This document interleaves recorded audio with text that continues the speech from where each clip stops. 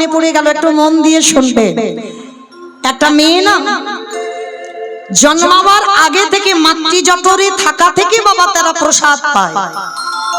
আর প্রসাদ ভোজি মানে বোঝো তো মা, ভগবানকে নিবেদন করে প্রসাদ পায়। তা মেয়েটা যখন জন্মালো মামার আদর করে তার নাম রেখেছিল শক্তমা। মেয়েটার নাম রেখেছিল শক্তমা। আর ছোটবেলা থেকে বাবা গীতা পাঠ, ভাগবত পাঠ, প্রসাদ সেবা এছাড়া মেয়েটা কিছু জানতো না। কিন্তু তার কপালটা এমনই একটা ছিল, ভগবান এমন করে দিল, বড় হবার পরে যে ঘরে বিয়ে দেওয়া হলো তারা বাবা একেবারে ঘোর নাচতে। প্রসাদ তো দূরের কথা, ভগবানের মানে নাম কীর্তন তো শোনে না, পুজো অর্চনা বাড়িতে হয় না, নিরামিষ আহার হয় না, সর্বদা আমিষ আহার, আর সর্বদা যেন একটা সংসারের মধ্যে তামসিক ভাব। কিন্তু শক্তমা ছোটবেলা থেকে মা এমন করে তৈরি করেছে, শ্বশুর বাড়িতে গিয়ে এত কষ্ট, একটা দিনের জন্য কিন্তু বাপের বাড়ি বলেনি যে মা আমার এত কষ্ট। কেমন নারী দেখো। আর সেই মেয়েটা প্রতিদিন ওই নির্যাতনের মধ্যে থাকে যে জন্ম থেকে প্রসাদ পায়, সে যদি শ্বশুর বাড়িতে গিয়ে বাবা ওই মাছ মাংস এগুলো পেতে হয় তাহলে সেই মেয়েটার কত কষ্ট হয়।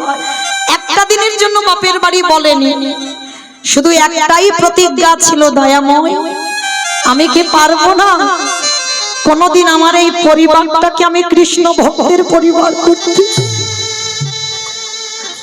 আমি কি পারবো না যে স্বামী কোনোদিন কৃষ্ণ চরণে বসে না, যে স্বামী কোনোদিন হরি বাসরে যায় না, যে স্বামী কোনোদিন ভাগবত আসরে যায় না, আমি কি পারবো না এই পরিবারটাকে কৃষ্ণ ভক্ত করতে? সর্বদা মনে মনে কাঁদে, কিন্তু ঠাকুর ভক্ত নেই। ওই একটা কৃষ্ণের প্রতিচ্ছবি ছিল, তার কাছে বসেই কাঁদে। কিন্তু জানো মা, একদিন হঠাৎ দুপুরবেলা বাসনগুলো মাজছে, আর হঠাৎ কতকগুলো বৈষ্ণব ঠাকুর ওই খোল করতাল বাজিয়ে বাজিয়ে বলে যাচ্ছে, শোনো শোনো, এক সপ্তাহ ওই পাশের গ্রামে ভাগবত হবে, যদি তোমরা কেউ পারো তো ভাগবত শুনতে এসো। তো শক্তমা বাসন মাজতে মাজতে বাসনগুলো রেখে দিয়েছে, ছুটতে ছুটতে শাশুড়ি মার কাছে গেছে, মা ও মা, মা আমি তো জীবনে তোমার কাছে কিছু চাইনি, আজ আমি তোমার কাছে একটা জিনিস চাইবো, তুমি দেবে? যেই না বলেছে একটা জিনিস চাইবো দেবে, শাশুড়ি মা তো সবসময় বাবা সে শাশুড়ি নয় তো শ্বাস উড়িয়ে দেয়। সব শাশুড়ি শাশুড়ি হয় না, এক একটা শাশুড়ি আছে বাবা কথাবার্তা এমন বলবে তোমার শ্বাস উড়ে চলে যাবে। তা সেরকম একজন শাশুড়ি। আর শক্তিমা সবে বিয়ে হয়েছে তো, আর সবে বিয়ে হলে মেয়েরা কেমন হয়, শাশুড়ি মার কাছে হাত জোড়ে করে বলছে, ও মামা পাশের গ্রামে ভাগবত হবে, একটু যাব শুনতে। সঙ্গে সঙ্গে শাশুড়ি মা রেগে গিয়ে বলে উঠলেন, অপদার্থ, এত বড় স্পর্ধা, তুই আমার ঘরের বউ হয়ে তুই কিনা রাতের অন্ধকারে ওই বাইরে যাবি ভাগবত শুনতে? আসো ছেলে এক্ষুনি আমি ছেলেকে বলবো, আর ছেলেকে বললে তোর ব্যবস্থা করবে। সঙ্গে সঙ্গে মা তো ছেলের কানে লাগালো, আর যখনই স্বামী তো সে স্বামীও ছিল না, একেবারে আসামি। যেই না শুনেছে বউ যাবে ভাগবত শুনতে, সঙ্গে সঙ্গে ওই বেতের বাড়িটা নিয়ে বউকে বেতটা ঘা, দূর হয়ে যা, বেরিয়ে যা, দূর গিরিধর।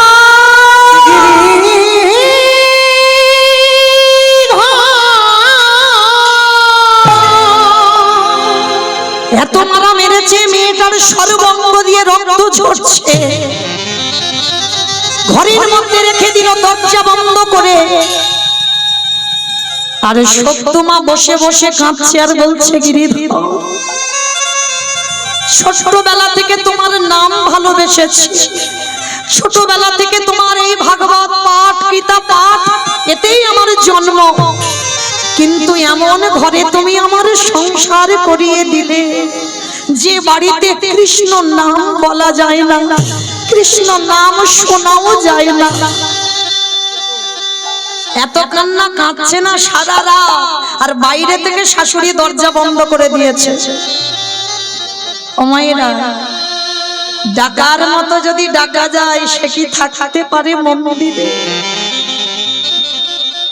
পাথর রূপে ত্যাগ করে দিয়ে শাশুড়ি মার রূপ ধারণ করেছে আমার গিরিধর।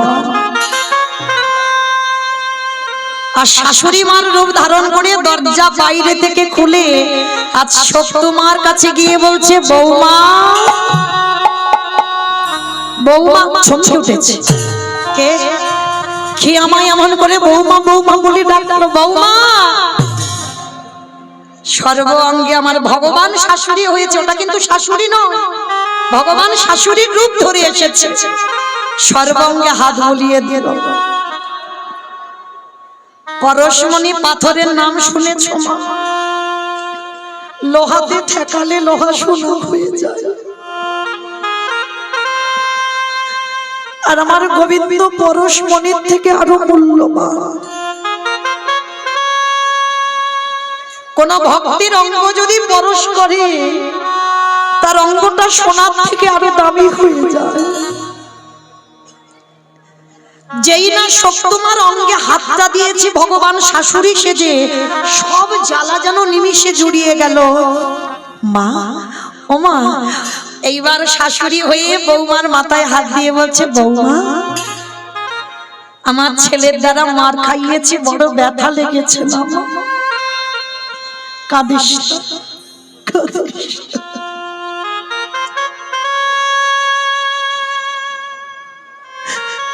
যা, এতক্ষণে আমার ছেলে ঘুমিয়ে পড়েছে, আমি নিজে দরজা খুলে দিচ্ছি, যা তুই একটু ভাগবত শুনে আয়।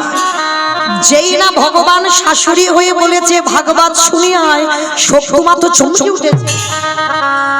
মা তুমি আমায় অনুমতি দিচ্ছ আমি ভাগবত শুনতে যাব? হ্যাঁ দিচ্ছি। আমি ভুল করে বলে ফেলেছিলাম ছেলেকে, আর আমি এই ভুল করব না। যা মা যা, তাড়াতাড়ি যা, ছেলে ততক্ষণে ঘুমাচ্ছে, ওর উঠতে উঠতে তুই ততক্ষণে চলে আসবি, যা। শাশুড়ি মার অনুমতি পেয়ে সত্যমা চলে যাচ্ছে। আর শোন শোন বৌমা, ওই ফিরবার সময় আমার জন্য একটু প্রসাদী নিয়ে এসো। সত্যমার মনে আনন্দ, আর ছুটতে ছুটতে ওই যেখানে ভাগবত হচ্ছিল ওই ভাগবত আসরে গেছে।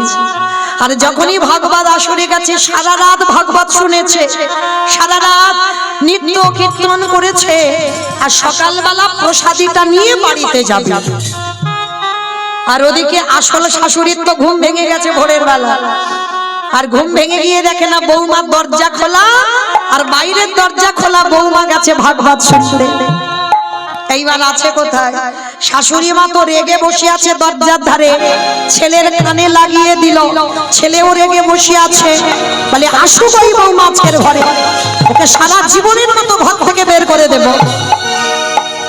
আর সত্যমা তো কিছু জানে না গো, সে তো জানে আমার শাশুড়ির অনুমতি নিয়ে এসেছে, কিন্তু শাশুড়ি যে ওটা নয় সেটা সত্যমা জানে না। প্রসাদীটা হাতে করে নিয়ে ছুটতে ছুটতে, আর যেই না দরজাতে পা দিয়েছে শাশুড়ি মা বলে উঠলেন, দাঁড়া, তোর এত বড় স্পর্ধা, তুই আমার অনুমতি না নিয়ে আমার ছেলের আদেশ বিনা তুই গেলি কিনা ওই ভাগবত শুনতে? দেখাচ্ছি মজা তোর, দাঁড়া। মা এটা তুমি কি বলছো? আমি ঘরে কাঁদছিলাম, তুমি আমার কাছে গিয়ে বললে যে জামা তুই ভাগবত শুনে আয়, তুমি আমার সর্ব অঙ্গে হাত বুলিয়ে দিলে, তুমি আমায় নিজে বললে প্রসাদ নিয়ে আসতে, আমি তো তোমার জন্য প্রসাদ নিয়ে এসেছি। বিশ্বাস করো মা, আমি মিথ্যা বলছি না, তুমি আমার অনুমতি দিয়েছো তারপরে আমি গেছি। তবে রে এত বড় মিথ্যা কথা, দেখাচ্ছি মজা তোর, দাঁড়া। আবারও সকালবেলা বেতের বাড়ি নিয়ে বৌমাকে বেচ্চা ঘা, দূর হয়ে যা, বেরিয়ে যা, গিরিধর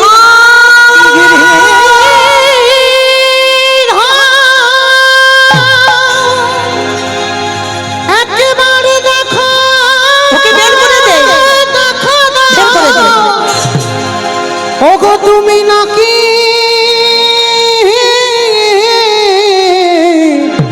ভকে ভক্তিতে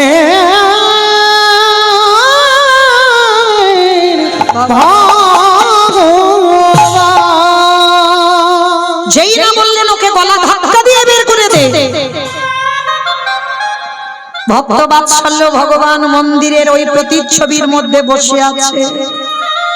কে বলেছে গো চিত্রপটে ভগবান থাকে না? সব তোমাকে এতবার মারল, সর্ব অঙ্গ দিয়ে রক্ত ঝরছে। গিরিধর তোমারে ভালোবাসলে যে এত কষ্ট পেতে হয় যদি জানতাম, আমি কোনোদিন তোমায় ভালোবাসতাম না। এত মারা মারলো। বাসি বাসি কাপড় পরে আছে কাচবে কে? এঠো বাসন পরে আছে মাজবে কে? ঘর বাড়ি পরিষ্কার করবে কে? ওদিকে আমার ভগবান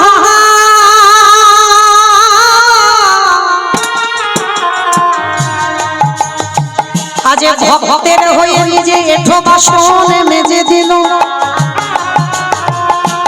ভক্তের হয়ে ভগবান বাসি কাপড়ে কেচে দিল। ভক্তের হয়ে ভগবান আজ দেখো নিজের হাতে ওই ঘর দাওয়া মুছে দিল। সে যে ভক্তের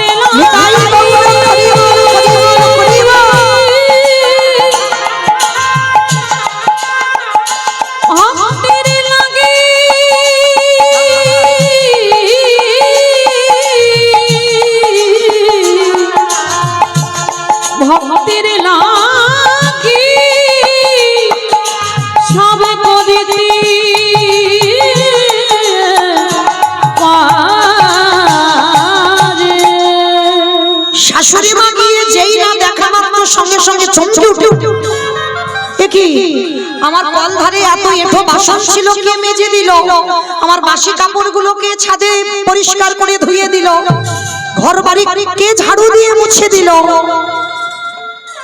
সঙ্গে সঙ্গে সব তোমার আর বুঝতে দেরি হলো না।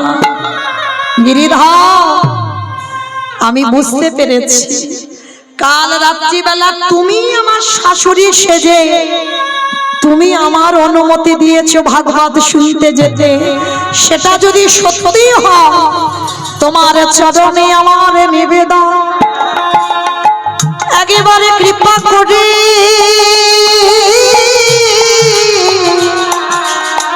একেবারে করুণা করে তুমি আমার দর্শন দাও হে গিরি।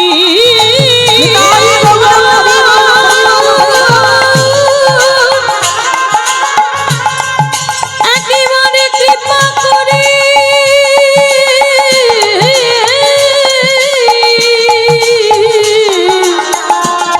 আমায় দর্শন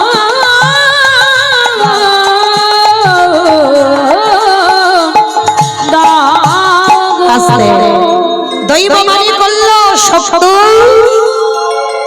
আজ আমি যাব তোর পাশে। শাশুড়ির স্বামী দাঁড়িয়ে আছে, যাদের সেই নয়ন হয়নি, শুধুমাত্র বৌমার জন্য আমার ওই প্রতিচ্ছবি থাকতে পারলো না। আমার সত্যমাকে বামে নিয়ে আমার গিরিধারী দাঁড়িয়ে আছে। শাশুড়ি মা স্বামী সাক্ষাতে দর্শন করলো। দর্শন করে ওই বৌমার চরণ দুখানা জড়িয়ে ধরে বলল, এতদিন আমরা জানতাম ভগবানকে ডাকলে পাওয়া যায় না, কিন্তু আজ আমাদের চৈতন্য হয়ে গেল। আজ থেকে আমরা কেউ ভগবানের চরণ সেবা করব না। আজ থেকে বৌমা আমি তোমার চরণ ভজন করব। নিতাই গৌর প্রেমানন্দে হরি বল হরি বল। তাহলে ভগবানের প্রতি সর্বদা বিশ্বাস রাখতে হবে মা। আর বিশ্বাস যদি রাখা যায়, ভগবান তোমার সামনে ঢাল হয়ে দাঁড়ায়। যদি বলো তার প্রমাণ আছে, কুরুক্ষেত্রের মাঠে বাবা যখন ওই গান্ধারীর একটা একটা করে সন্তান প্রাণ হারাচ্ছে, কথাগুলো বলছিল কে? সঞ্জয় দিব্য নয়নে দর্শন করে অন্ধ ধৃতরাষ্ট্রকে বর্ণনা করেছিল। ভালো করে এই জায়গাটা শুনবেন, বিশ্বাসটা কেমন বস্তু হয়। ভগবানকে ডাকলে পাওয়া যায় না? যায়। আজকে যখনই একটা একটা করে ছেলের মৃত্যু খবর পাচ্ছে অন্ধ ধৃতরাষ্ট্র, আর অন্ধ ধৃতরাষ্ট্র চোখে দেখতে পাই না, কিন্তু বাবা হৃদয়টা জ্বলে যাচ্ছে। কেন? একটা একটা করে ছেলের মৃত্যু খবর যখন পাচ্ছে, দুর্যোধন উরুভঙ্গ হয়েছে, দুঃশাসনের বক্ষ চিরে রক্ত পান করেছে ভীম, ওই একটা একটা কথা শুনছে আর সর্ব অঙ্গটা যেন আগুনের মতো জ্বলে যাচ্ছে। এত ক্রোধ এসে গেল অন্ধ ধৃতরাষ্ট্রে, রেগে গিয়ে ডাক দিয়েছিল, বিদুর, বিদুর যাও, এক্ষুনি তুমি আমার কাছে আমার ভীমকে ডেকে পাঠাও। যেই না বিদুরকে খবর দিয়েছে, বিদুর গিয়ে খবর দিল, সঙ্গে সঙ্গে বাবা পঞ্চ পাণ্ডব এসে হাজির। শুধু ভীম একা নয়, প্রথমে যুধিষ্ঠির মহারাজ যখনই এসেছে, চোখে তো দেখতে পায় না ধৃতরাষ্ট্র, সর্বাঙ্গে হাত বুলিয়ে দেখছে এ তো ভীম নয়, কিন্তু সে তো ভীমকে খুঁজে বেড়াচ্ছে, ভীম কই? তো ভীম যখন পাশে দাঁড়িয়ে আছে, যুধিষ্ঠির বলছে, জেঠু আমি এসেছি। বলে, তোমাকে তুমি ডাকিনি, আমার ভীমকে এক্ষুনি চাই। কেন বাবা এরকম করে বলছে? ভিতরে তো আগুন জ্বলছে, ওই যে 100টা ছেলে মরেছে, সেই আগুন এত জ্বলছে, সেইটা সহ্য করতে পারছে না। তা যেই না ভীম পাশে ছিল, এবার ভীম আসবে, সঙ্গে সঙ্গে ভক্ত বাৎসল্য ভগবান, যেই না ভীম আমার ধৃতরাষ্ট্রের কাছে যেতে যাবে, আমার ভগবান হাত দিয়ে সরিয়ে দিয়ে আর একটা নতুন ভীমকে দাঁড় করিয়েছে। আর যেই না ভীমকে দাঁড় করিয়েছে, ভীম কি করেছে? দাঁড়িয়েছে তো বটে, অন্ধ তো, ওই ধৃতরাষ্ট্র দেখতে পাচ্ছে না, দুটো হাত দিয়ে ভীমকে জড়াইয়ে ধরেছে। আর এমন জড়িয়ে ধরেছে বাবা, সে ধুলোর মতো গুঁড়ো হয়ে গেছে। আর যেই না ধুলোর মতো গুঁড়ো হয়ে গেল, সঙ্গে সঙ্গে অন্ধ ধৃতরাষ্ট্র কাঁদছে। কেন কাঁদছে? এটাই বাস্তব বাবা। দেখবেন কোন কোন সময়, রাধে একটা কথা বলি মা, আমার ভক্ত চরণে একটা নিবেদন। আপনারা জানেন আজকের আমাদের শেষ রজনী, প্রসাদেরও ব্যবস্থা আছেন, প্রত্যেকে প্রসাদ পাবেন, দূর দূরান্ত থেকে ভক্তরা যারা এসেছেন সবাই প্রসাদ পাবেন। কিন্তু তার আগে আমার দাদা ভাইদের হয়ে, বাবাদের হয়ে আপনাদের কাছে একটা নিবেদন। আমার ভাইরা, দাদা ভাইরা আপনাদের কাছে যাবেন, যার যেমন সামর্থ্য আছে, যার যেমন ক্ষমতা আছে। আমি জানি কয়েকদিন ব্যাপী কীর্তন হচ্ছে বাবা, অসম্ভব, কিন্তু এই রকম কীর্তন মুর্শিদাবাদ, নদিয়া, বাংলাদেশ, মালদহ জেলায় হয়, যেটা আমাদের উস্তির এলাকায় এই রাধা গোবিন্দ মন্দিরে হয়, যে প্রতিদিন এই রকম কীর্তন। তো জানি আপনাদের একটু কিন্তু বোধ হয়, তবু তো আজকের দিনটা শেষ দিন, আর কালকে থেকে কেউ আপনাদের কাছে যাবে না ভিক্ষা ঝোলা নিয়ে, আবার 1 বছরের জন্য অপেক্ষা করতে হবে। আর এই 1 বছরের মধ্যে কে থাকবে আর কে যাবে এটা তো বলা যায় না। তাই আমার কমিটি দাদা ভাইরা আপনাদের কাছে যাবেন, আর তাদের হয়ে আপনাদের কাছে নিবেদন, প্রত্যেকে কিছু না কিছু, যতজন ভক্ত আছেন, যারা খাওয়া দাওয়া করে চলে গেল তাদের কথা বাদ দাও, ওরা তো আসেনি কীর্তন শুনতে, ওরা একটু দেখতে এসেছে আর একটু খেতে এসেছে। তো যাই হোক, যারা চলে গেছে তাদের বাদ দিলাম, যে কজন আছেন আপনাদের কাছে নিবেদন, আপনাদের কাছে যাবেন আমার ভাইরা, দাদা ভাইরা, যার যেমন ক্ষমতা আছে আপনারা একটু ওদের আঁচলে দেবেন। একটা কথা মনে রাখবেন, ব্যাংকে টাকা রাখলে নমিনও রাখতে হয়, আর এখানে তো নমিনও রাখতে হয় না। 1 টাকা দিলে সেটা তোমার, কিন্তু ওই 1 টাকার বদলে ভগবান যে কত কত লাখ টাকা তোমায় পৌঁছে দেবে সেটা কল্পনাও করা যাবে না। কারণ এরা পেটে খাওয়ার জন্য নেয়নি, ধর্ম কাজের জন্য নিয়েছে, ভগবত সেবার জন্য। তাই প্রত্যেকের কাছে এই দামোদর মাসে, সেই তো দামোদর মাসের আমাদের শেষ, তো যেহেতু আমাদের প্রত্যেকের নিয়ম কিছু না কিছু করা, একটু সাধুগুরু বৈষ্ণব সেবা দেওয়া, সবাই যদি পেরে নাম উঠি, সবার কাছে নিবেদন, আমার ভাইরা যাচ্ছেন, প্রত্যেকে কিছু না কিছু ওদের আঁচলে দেবেন। নিতাই গৌর প্রেমানন্দে, হরি বল হরি বল হরি বল। তো মাইরা যারা যারা দেবেন, দেখবেন যেন একটু ঝনঝন আওয়াজটা না হয়, কেমন?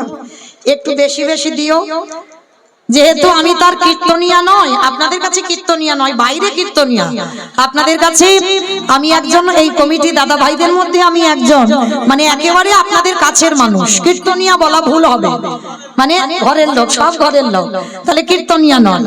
তাহলে চলো প্রত্যেকে দেবেন কিন্তু, কেমন? যদি অল্প কিছু হয় সবাই দেবেন। নিতাই গৌর কৃষ্ণ প্রেমানন্দে হরি বল হরি বল।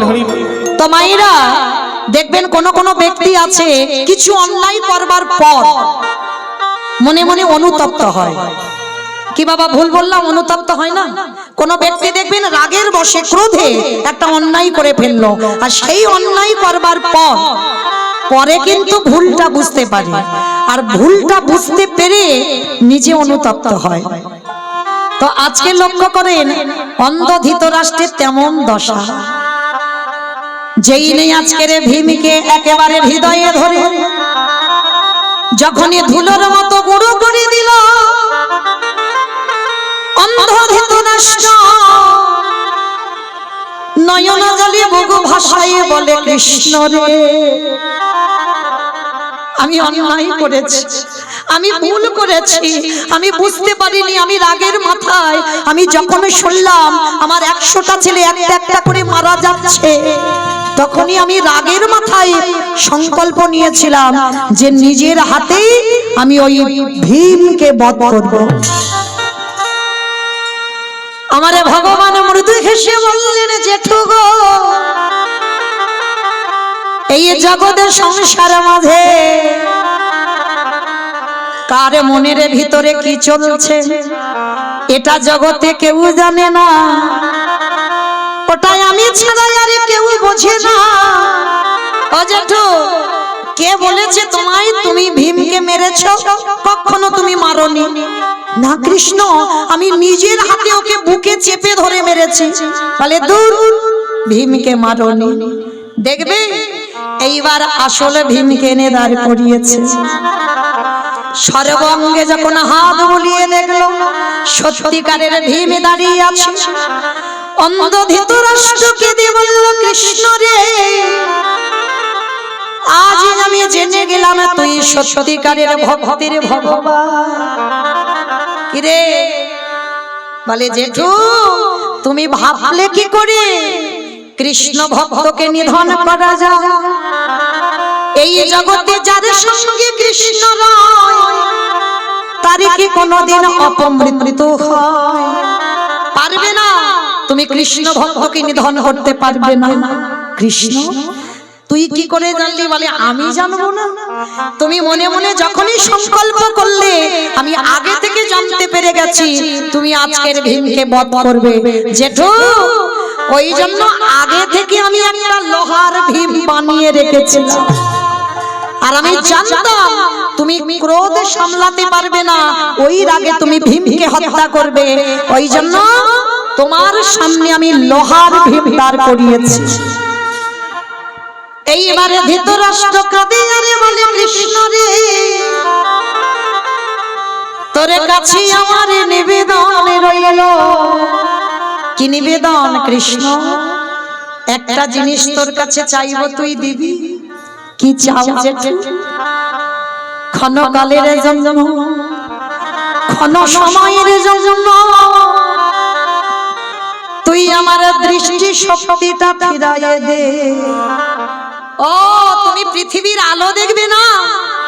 পৃথিবীর আলো দেখবো না কৃষ্ণ রে। তুই যে আমার পঞ্চ পাণ্ডবদের সঙ্গে রইলি, তোর ভুবন মঙ্গল ভুবন রূপখানা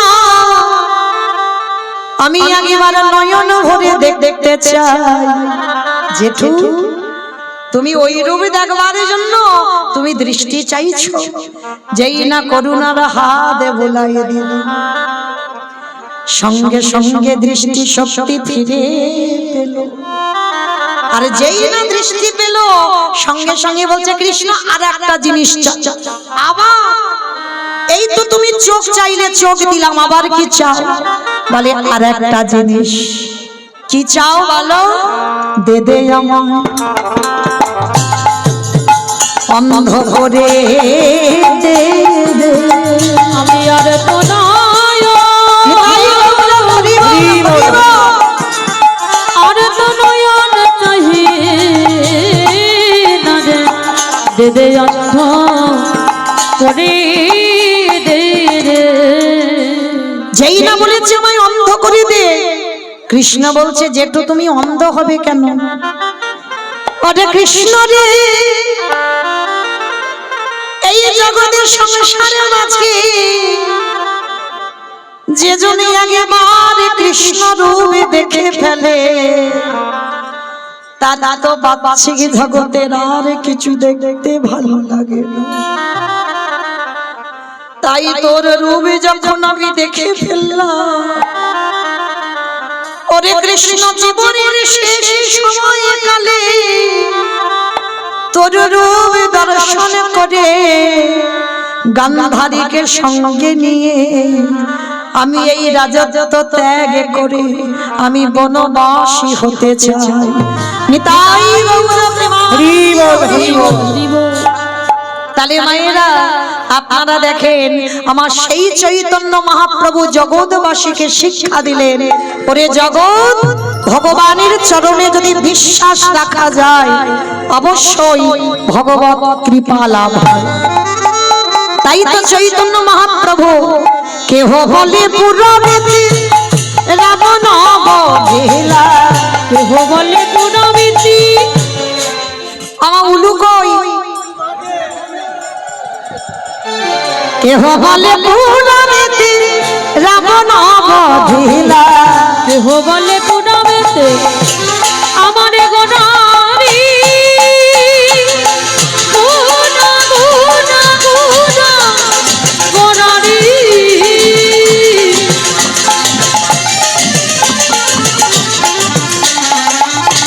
গোনা গোনা গোনা গোনারি। নিতাই গৌর প্রেমানন্দে করিব। ওই নদীয়ার প্রাণে গোরা আমার আমার প্রাণে গোরা। কেহ বলে পুরবেতি রাবণ বধিলা, আবার গোলকের বৈভব লীলা প্রকাশ করিলা, এই গোলকের বৈভব লীলা প্রকাশ করিলা, ওই গোলকের বৈভব লীলা প্রকাশ করিলা। শ্রী রাধারে ভাবে গোড়ায় অবতাঙ্গা, রাধারে ভাবে রে গোরা অবতার। শ্রী রাধারে ভাবে গেলে গোটা অবতার, ওই রাধারে ভাবে রে গোরা অবতার। হরে কৃষ্ণ নামে গৌরে করিলা প্রচার, হরে কৃষ্ণ নামে গৌর করিলা প্রকাশ। ওই হরে কৃষ্ণ নামে গৌর করিলা প্রচার। এইবারে লীলা প্রকাশ হলো, এইবারে লীলা প্রকাশ হলো, এইবারে লীলা প্রকাশ হলো, এইবারে লীলা প্রকাশ হলো। গোলকের বৈভব লীলা প্রকাশ করিলা, ওই গোলকের বৈভব লীলা প্রকাশ করিলা। বাসুদেব ঘোষে কহে করি জোড়হা, করি জোড়হা ওগো যে গৌর সেই কৃষ্ণ সেই তো জগন্নাথ। জগন্নাথ। আহা বাসুদেব ঘোষে কহে এইবারে লীলা প্রকাশ হলো।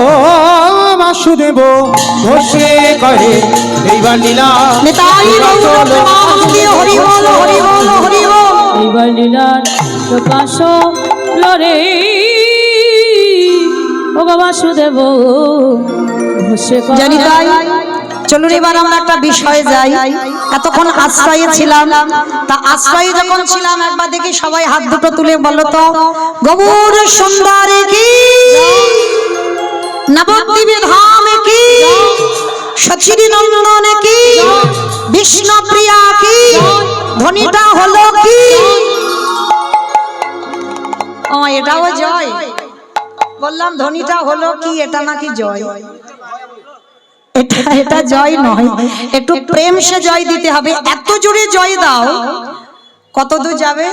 শিরাকল চল যাবে। শিরাকল? আমার শিরাকল যাবে?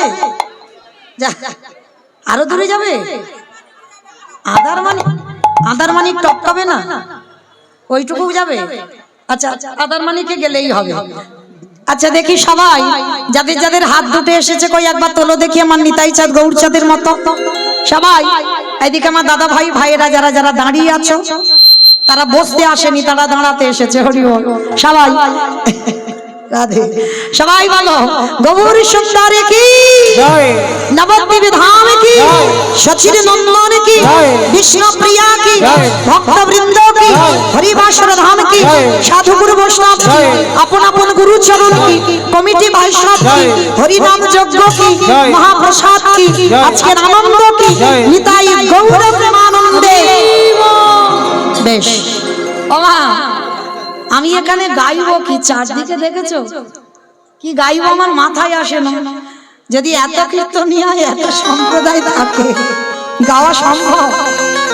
তো যাই হোক, তার জন্য প্রথমে আমি ক্ষমা চেয়ে নিয়েছি, ভুল ত্রুটি তো হবেই, আর একবার দ্বিতীয়বার চেয়ে নিলাম। তো চলো এবার আমরা সবাই একটু বৃন্দাবন যাব। কি মা, বৃন্দাবন যাব তো? একটা ভজন হোক, হবে একটা, যদি ঘুম ঘুম পাই ছেড়ে যাবে, কেমন? তো চলো দেখি একটা ভজন গাইতে গাইতে যাব।